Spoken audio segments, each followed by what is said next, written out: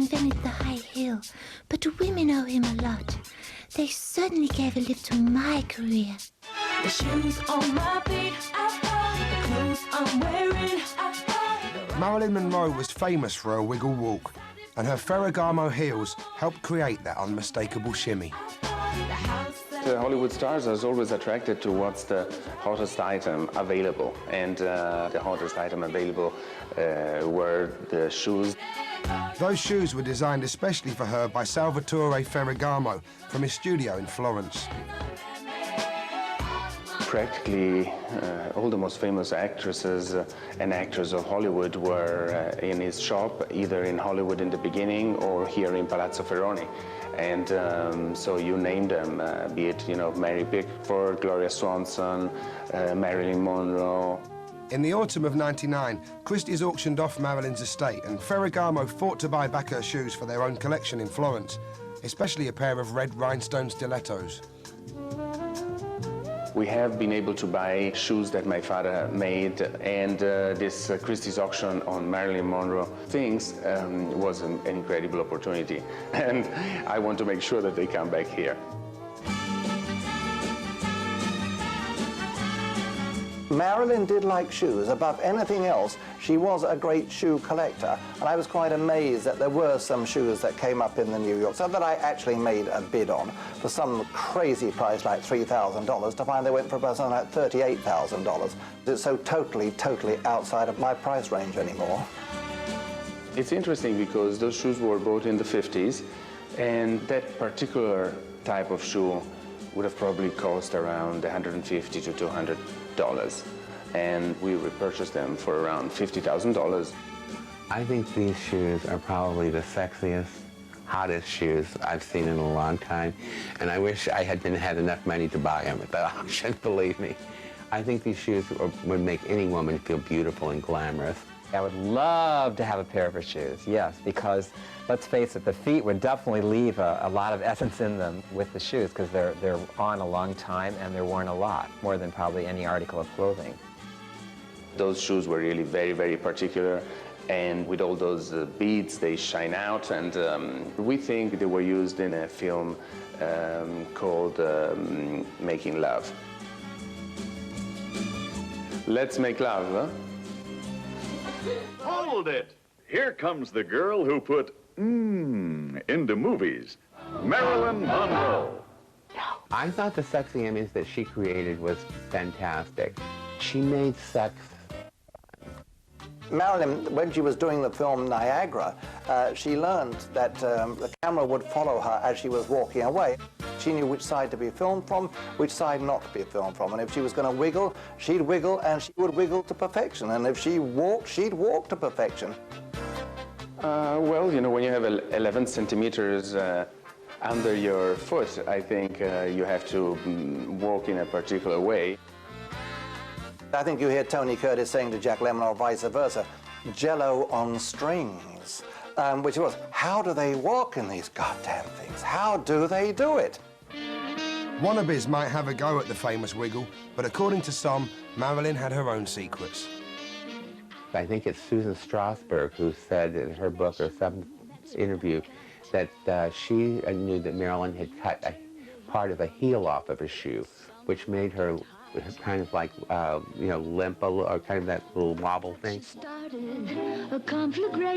It made her very slightly wobbly, and that's what gave her the famous wiggle walk. Some like it hot. I would not go into speculating why she walked like that, but it was very nice. Real cool. If she wanted to walk with that famous wiggle, she would walk with the wiggle. She did not need any strange type of shoe. She did not need, she could do it with flat shoes if she wanted to, because she was Marilyn and she could just walk like that. That's just the way she was built. Other theories about Marilyn's walk were even more bizarre. There is a photo of Marilyn by Joseph Jasker, which shows that she has 6 toes on 1 foot. He claims that this happened and that she had 1 toe removed. There's always a tendency for people who don't understand that some persons in the world are just much greater, more exciting, more intelligent, more talented than they are, to explain it by saying they've got 6 toes or some deformity. Marilyn knew how to walk like that. She didn't need 6 toes. I have had an interview with her first husband, James Daugherty, and he told us that he had kissed every toe and there were only 10. And that was when she was Norma Jean, so that was before, unless she grew 1 extra. Whether she had 6 toes or not, Marilyn's unique style has meant her dedicated fans fight to own a piece of her to keep for themselves. So I'd like to show you a bit of my collection. This is a check that Marilyn wrote the day that she died, August 4th, 1962. This particular dress is a very famous dress. You'll see a lot of photos of her in it, made out of silver lame. And you'll see down here a doll version of the same dress. But this is the original. I have a great deal of Marilyn Monroe objects. I've never counted them all. I would probably guess it's in the thousands. I keep collecting, so I've almost stopped counting now because I'm afraid if I started counting, I would be aghast at how much money I've spent. Here we have the Marilyn Monroe's bedroom dresser that was next to her bed the night she died. And I've often wished that this dresser could talk, because it could tell us certainly a lot about what happened that last night and maybe clear up the mystery of her death. But unfortunately, it can't talk. It started as a hobby about 15 years ago, and now I don't have time to go to work because I have a mountain of mail every day that I have to answer, all on these subjects. So I won't say that I've taken it over, it's taken me over. I'm no longer my own man. Marilyn is my own man now. The white stilettos here, in actual fact, I bought from the Strasbourg family, and of course Marilyn did particularly like these Ferragamo shoes. I mean, they were personal. They weren't from any film. They were personal to her. And strangely enough, 20 or 30 years ago, they were just auctioned off for a charity auction, and then came my way. Even today's stars want to step into Marilyn's shoes.